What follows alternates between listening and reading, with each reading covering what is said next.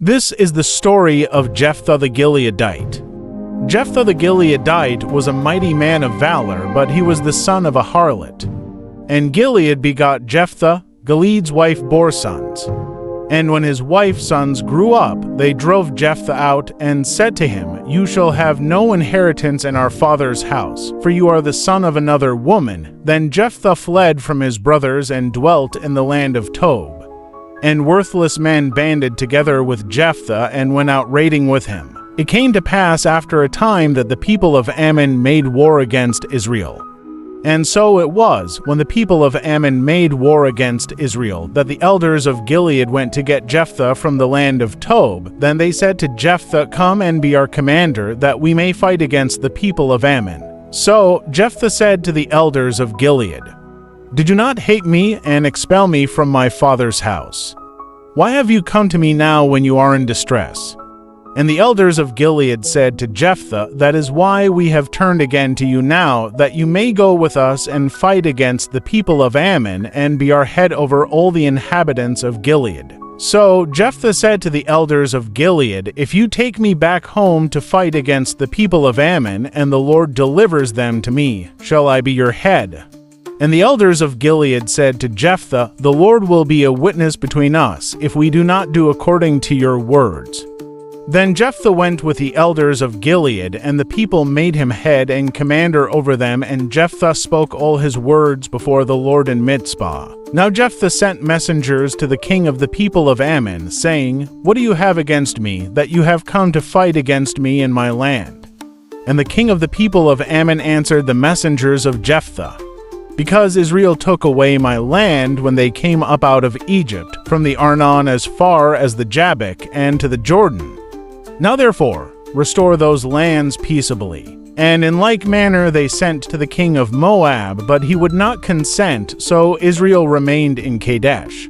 And they went along through the wilderness and bypassed the land of Edom and the land of Moab, came to the east side of the land of Moab, and encamped on the other side of the Arnon, but they did not enter the border of Moab, for the Arnon was the border of Moab. So Jephthah again sent messengers to the king of the people of Ammon, and said to him, "Thus says Jephthah, Israel did not take away the land of Moab, nor the land of the people of Ammon. For when Israel came up from Egypt, they walked through the wilderness as far as the Red Sea and came to Kadesh. Then Israel sent messengers to the king of Edom, saying, 'Please let me pass through your land,' but the king of Edom would not heed. Then Israel sent messengers to Sihon king of the Amorites, king of Heshbon. And Israel said to him, 'Please let us pass through your land into our place.' But Sihon did not trust Israel to pass through his territory.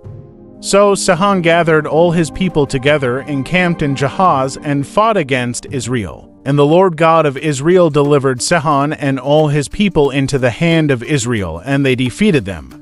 Thus Israel gained possession of all the land of the Amorites who inhabited that country. They took possession of all the territory of the Amorites, from the Arnon to the Jabbok, and from the wilderness to the Jordan. And now the Lord God of Israel has dispossessed the Amorites from before his people Israel. Should you then possess it? Will you not possess whatever Chemosh your God gives you to possess? So, whatever the Lord our God takes possession of before us, we will possess.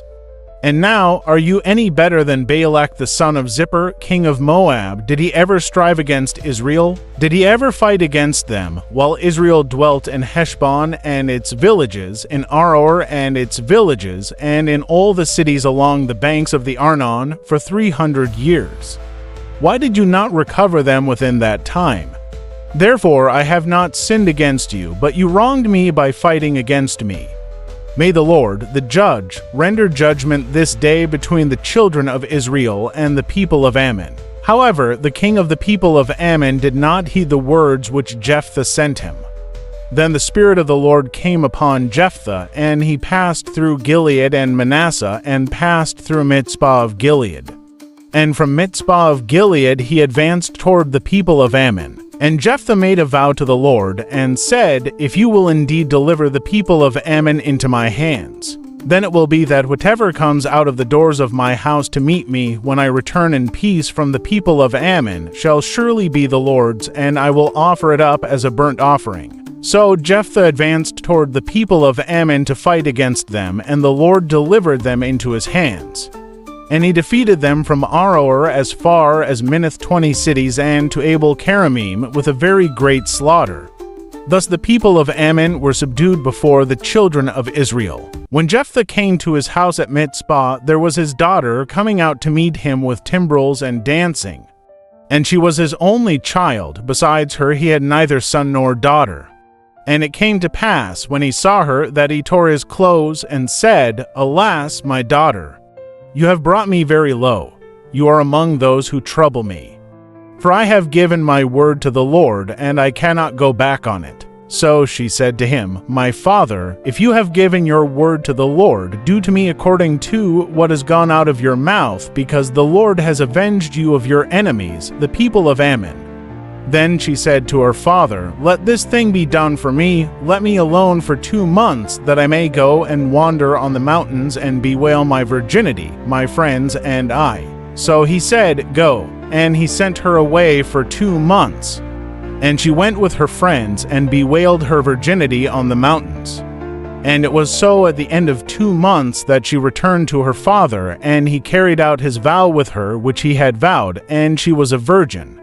And it became a custom in Israel that the daughters of Israel went for days each year to lament the daughter of Jephthah the Gileadite.